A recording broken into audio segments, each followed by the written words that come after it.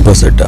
राम मंदिर से 7 किलोमीटर की दूरी पर 14 बीघा जमीन पर 219 करोड़ की लागत से लखनऊ हाईवे पर नया बस अड्डा बनकर तैयार है। Railway station. मंदिर से 1 किलोमीटर की दूरी पर 240 करोड़ रुपए में नया रेलवे स्टेशन डिजाइन किया गया है। भविष्य में अयोध्या से दिल्ली, मुंबई, चेन्नई, बेंगलोर, पुणे, कोलकाता, नागपुर, लखनऊ और जम्मू जैसे शहरों के लिए विशेष रेलगाड़ियां चलाई जाएंगी। हवाई अड्डा। 1450 करोड़ रुपए में लगभग 1300 बीघे में फैला हुआ प्रयागराज हाईवे पर नाके के पास बनाया गया है नया एयरपोर्ट। यहाँ से राम मंदिर की दूरी सिर्फ 12 किलोमीटर है। भविष्य में कई बड़े महानगरों के लिए सीधे उड़ानें उपलब्ध होंगी। घाघरा जलमार्ग। अगर आपके पास अपनी खुद की मोटर बोट है तो छपरा से घाघरा यानी सरयू नदी की सैर करते हुए लगभग 300 किलोमीटर नदी में चलकर भी अयोध्या पहुंच सकते हैं।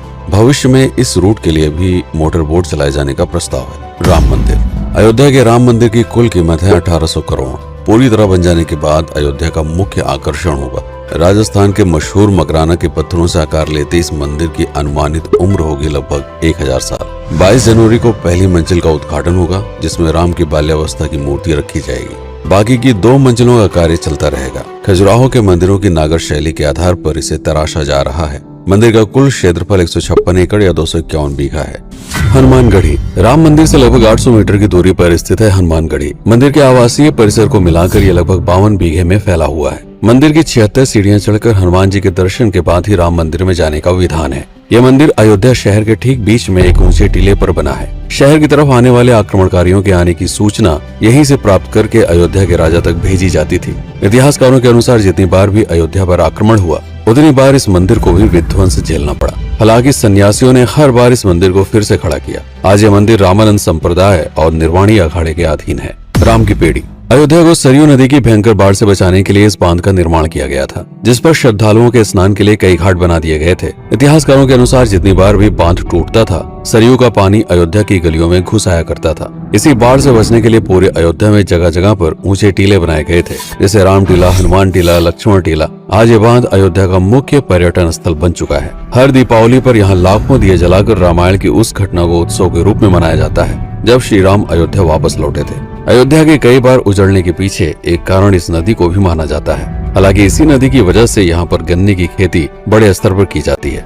लता मंगेशकर चौराहा। नया घाट और बस स्टैंड के पास ही अयोध्या का मुख्य चौराहा 6.7 करोड़ रुपए में बनकर तैयार हुआ है। पद्मश्री से सम्मानित राम सुथार जी ने 2 माह के कठिन परिश्रम के बाद इस 40 फीट लंबी वीणा को आकार दिया। 14 टन की इस वीणा को लता जी के स्मृति चिन्ह के रूप में यहाँ पर लगाया गया है। इसीलिए इसका नाम नया घाट चौराहे से बदलकर लता मंगेशकर चौराहा कर दिया गया है। धर्मपथ। नया घाट से कुछ पहले सड़क के दोनों तरफ 30 फीट ऊंचे 40 सूर्य स्तंभ लगाए गए हैं, जिसे धर्मपथ का नाम दिया गया है, जो श्री राम के राजकुल सूर्यवंश का प्रतीक है। दशरथ समाधि स्थल। नए बस अड्डे के बगल से एक पतली रोड कछार से आगे बढ़ते हुए लगभग 12 किलोमीटर दूर ले आती है दशरथ समाधि स्थल, जो बिलहर घाट पर मौजूद है, जिसके बारे में मान्यता है कि यहाँ पर राजा दशरथ का दाह संस्कार हुआ था। राम मंदिर के साथ ही इस जगह को भी पर्यटन स्थल के रूप में विकसित किए जाने की योजना पर कार्य चल रहा है। भरत कुंड। अयोध्या से 15 किलोमीटर दूर है नंदीग्राम। यहाँ मौजूद तालाब को भरत कुंड कहते हैं। मान्यता है कि इसी जगह से भरत ने पूरे अयोध्या का राज कार्य संचालित किया था। पर्यटकों के लिए इस स्थान को भी विकसित किया जाएगा। गुप्तार घाट। राम की बेड़ी से सरयू नदी के किनारे चलते हुए 10 किलोमीटर दूर स्थित है गुप्तार घाट। ये कैंट एरिया में पड़ता है। इस जगह को श्री राम के जल समाधि के रूप में महत्व दिया जाता है। इसके अलावा अयोध्या नगर में हर गली में कई विशेष मंदिर हैं, जिनकी अपनी मान्यताएं हैं, कथाएं हैं, विशेषताएं हैं। पूरी तरह से विकसित हो जाने के बाद नई अयोध्या को पूरी तरह से जानने के लिए, इसका आनंद लेने के लिए कम से कम 3 दिनों तक यहाँ रुकने की आवश्यकता है। देश विदेश से ज्यादातर पर्यटक भारत आते हैं उत्तर प्रदेश में आगरे का ताजमहल देखने और प्राचीन नगर काशी और सारनाथ घूमने। प्रश्न ये है कि अयोध्या घूमने और श्री राम का मंदिर देखने के लिए भला विदेशी क्यों आएंगे?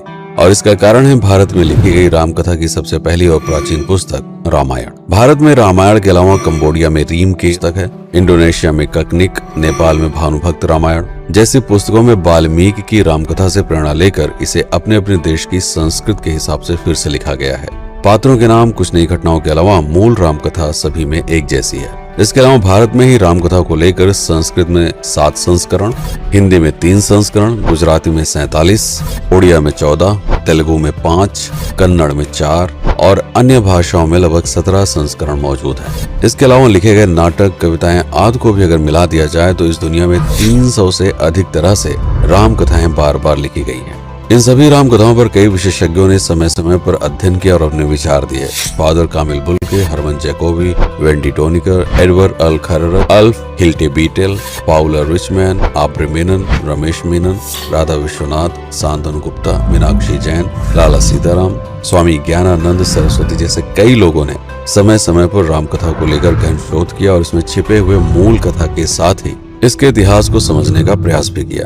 राम कथा थी कौशल प्रदेश के द्वारा किष्किंधा और लंका पर विजय प्राप्त करने की पहली बार एक अखंड भारत के निर्माण की।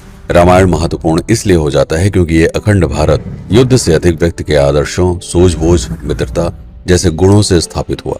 रामायण एक ऐसा डॉक्यूमेंट है जो ये समझाता है कि भारत पहली बार एक कैसे हुआ। इसलिए ये गाथा न तो कभी भुलाई जा सकती है और न ही कभी मिटाई जा सकती है। और आज की अयोध्या उसी अखंड भारत का एक प्रतीक है, अपनी संपन्नता के कारण जिसने समय समय पर बाहरी आक्रमणकारियों का भी सामना किया। अयोध्या की इसी संपन्नता ने यहाँ पर मुगलों को भी आकर्षित किया। महात्मा बुद्ध भी यहाँ पर रुके, सिखों के गुरु साहब भी आए और जैन धर्म के तीर्थंकर भी।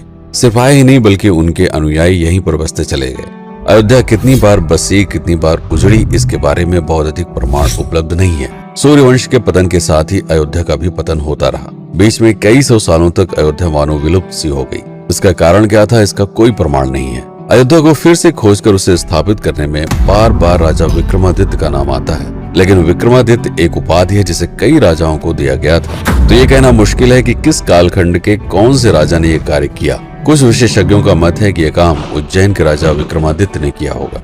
नंद वंश, मौर्य वंश, शुंग वंश, गुप्त वंश आदि के साम्राज्य में भी अयोध्या का वर्णन प्राप्त होता है। सबसे बड़ा विध्वंस हुआ 1527 के आसपास बाबर के कार्यकाल में, जब राम मंदिर को ध्वस्त कर बाबरी मस्जिद स्थापित की गई। सन 1722 में बंगाल के नवाब अलीवर्दी खान ने व्यापार के नजरिए से राम मंदिर से कुछ किलोमीटर की दूरी पर एक नया शहर बसाने की शुरुआत की। 1730 में अवध के पहले नवाब सादत अली खान ने इसका नामकरण किया फैजाबाद। इन्हीं के उत्तराधिकारी सुजाउद्दौला ने इसे अवध की राजधानी बनाई। 1775 में अवध के चौथे नवाब असफुद्दौला ने फैजाबाद की जगह लखनऊ को अवध की राजधानी घोषित की। रावण अहंकार का प्रतीक और श्री राम विनम्रता के सूचक। सत्ता में आने के बाद हर व्यक्ति को यह बात हमेशा ध्यान में रखनी चाहिए, सिर्फ रंग रोगन और पत्थर लगवाने से राम राज्य नहीं आएगा, बल्कि जिस दिन स्कूल, अस्पताल और सरकारी संस्थानों से भ्रष्टाचार खत्म होगा, लोगों का मुफ्त इलाज और अपनी भाषा में उच्च शिक्षा उपलब्ध होगी, उस दिन भारत उस पायदान पर खड़ा होगा जहां कभी हम हुआ करते थे।